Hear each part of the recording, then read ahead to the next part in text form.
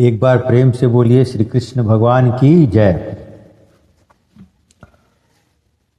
अभी हम लोग श्रीमद् भागवत गीता के 17वें अध्याय के पहले महत्व को सुनेंगे, उसके बाद मूल अध्याय को सुनेंगे। श्री महादेव जी कहते हैं, पार्वती 16वें अध्याय का महात्म्य बतलाया गया। अब 17वें अध्याय की अनंत महिमा श्रवण करो।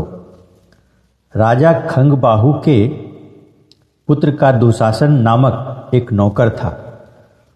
वह बड़ी खोटी बुद्धि का मनुष्य था। एक बार वह मांडलिक राजकुमारों के साथ बहुत धन की बाजी लगाकर हाथी पर चढ़ा और कुछ ही कदम आगे जाने पर लोगों के मना करने पर भी वह मूढ़ हाथी के प्रति जोर जोर से कठोर शब्द करने लगा। उसकी आवाज सुनकर हाथी क्रोध से अंधा हो गया और दुशासन पैर फिसल जाने के कारण पृथ्वी पर गिर पड़ा। दुशासन को गिरकर कुछ कुछ उच्छ्वास लेते देख काल के समान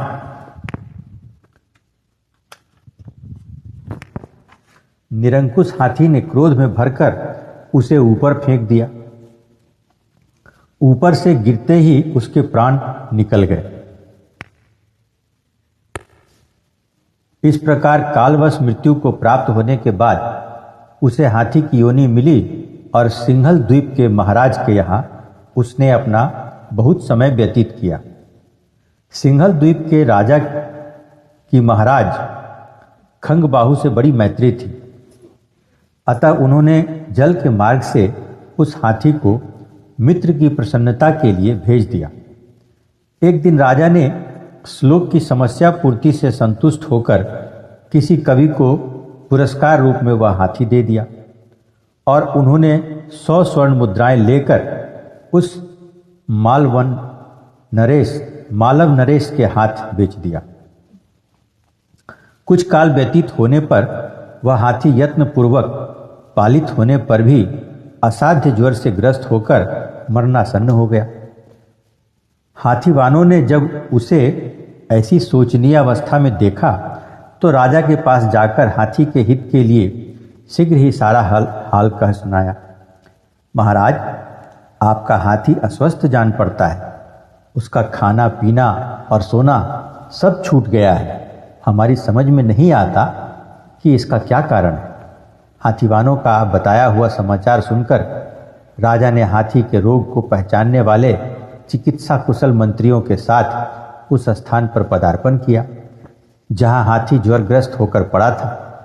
राजा को देखते ही उसने ज्वर जनित वेदना को भूलकर संसार को आश्चर्य में डालने वाली वाणी में कहा, संपूर्ण शास्त्रों के ज्ञाता, राजनीति के समुद्र, शत्रु समुदाय को परास्त करने वाले तथा भगवान विष्णु के चरणों में अनुराग रखने वाले महाराज, इन औषधों से क्या लेना है? वैद्यों से भी कुछ लाभ होने वाला नहीं है। दान और जप से भी क्या सिद्ध होगा? आप कृपा करके गीता के 17वें अध्याय का पाठ करने वाले किसी ब्राह्मण को बुलवाइए। हाथी के कथनानुसार राजा ने सब कुछ वैसा ही किया।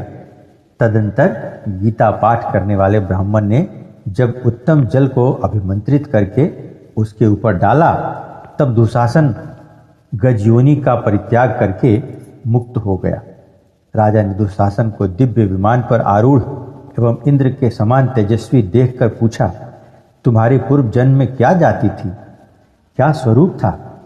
कैसे आचरण थे? और किस कर्म से तुम यहाँ हाथी होकर आए थे? ये सारी बातें मुझे बताओ। राजा के इस प्रकार पूछने पर संकट से छूटे हुए दुशासन ने विमान पर बैठे ही बैठे स्थिरता के साथ अपना पूर्व जन्म का उपयुक्त समाचार यथावत कह सुनाया। तत्पश्चात नरश्रेष्ठ मालव नरेश भी गीता के 17वें अध्याय का पाठ करने लगे। इससे थोड़े ही समय में उनकी मुक्ति हो गई। इस प्रकार 17वें अध्याय का महत्व समाप्त होता है। अब इसके बाद हम लोग मूल अध्याय को श्रवण करेंगे।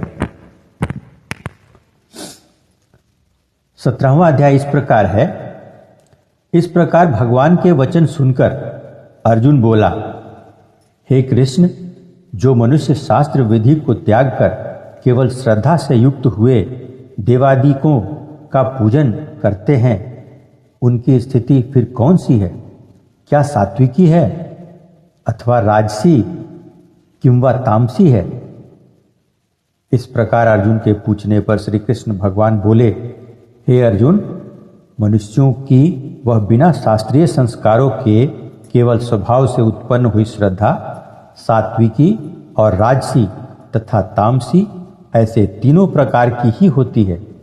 उसको तू मेरे से सुन।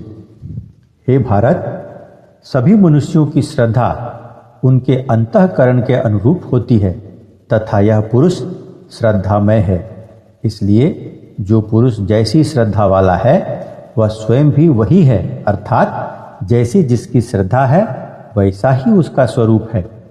उनमें सात्विक पुरुष तो देवों को पूजते हैं और राजस पुरुष यक्ष और राक्षसों को पूजते हैं तथा अन्य जो तामस मनुष्य हैं वे प्रेत और भूत गणों को पूजते हैं। हे अर्जुन, जो मनुष्य शास्त्र विधि से रहित केवल मनः कल्पित घोर तप को तपते हैं तथा दंभ और अहंकार से युक्त एवं कामना, आसक्ति और बल के अभिमान से भी युक्त हैं तथा जो शरीर रूप से स्थित भूत समुदाय को अर्थात शरीर, मन और इंद्रियादि को के रूप में परिणत हुए आकाश आदि 5 भूतों को और अंतःकरण में स्थित मुझ अंतर्यामी को भी कृष्ण करने वाले उन अज्ञानियों को तू आसुरी स्वभाव वाले जान। हे अर्जुन, जैसे श्रद्धा 3 प्रकार की होती है वैसे ही भोजन भी सबको अपनी अपनी प्रकृति के अनुसार 3 प्रकार का प्रिय होता है और वैसे ही यज्ञ, तप और दान भी 3-3 प्रकार के होते हैं। उनके इस न्यारे न्यारे भेद को तू मेरे से सुन। आयु, बुद्धि, बल, आरोग्य, सुख और प्रीति को बढ़ाने वाले एवं रसयुक्त, चिकने और स्थिर रहने वाले तथा स्वभाव से ही मन को प्रिय ऐसे आहार अर्थात भोजन करने के पदार्थ तो सात्विक पुरुष को प्रिय होते हैं। कड़वे, खट्टे, लवणयुक्त और अति गर्म तथा तीक्ष्ण, रूखे और दाहकारक एवं दुख, चिंता और रोगों को उत्पन्न करने वाले आहार अर्थात भोजन करने के पदार्थ राजस पुरुष को प्रिय होते हैं तथा जो भोजन अधपका, रस रहित और दुर्गंध युक्त एवं बासी और उच्छिष्ट है तथा जो अपवित्र भी है वह भोजन तामस पुरुष को प्रिय होता है। इसलिए हे अर्जुन, जो यज्ञ शास्त्र विधि से नियत किया हुआ है तथा करना ही कर्तव्य है, ऐसे मन को समाधान करके फल को न चाहने वाले पुरुषों द्वारा किया जाता है, वह यज्ञ तो सात्विक है। और हे अर्जुन, जो यज्ञ केवल दंभाचरण के लिए ही अथवा फल को भी उद्देश्य रखकर किया जाता है, उस यज्ञ को तू राजस जान तथा शास्त्र विधि से हीन और अन्न दान से रहित एवं बिना मंत्रों के, बिना दक्षिणा के और बिना श्रद्धा के किए हुए यज्ञ को तामस यज्ञ कहते हैं।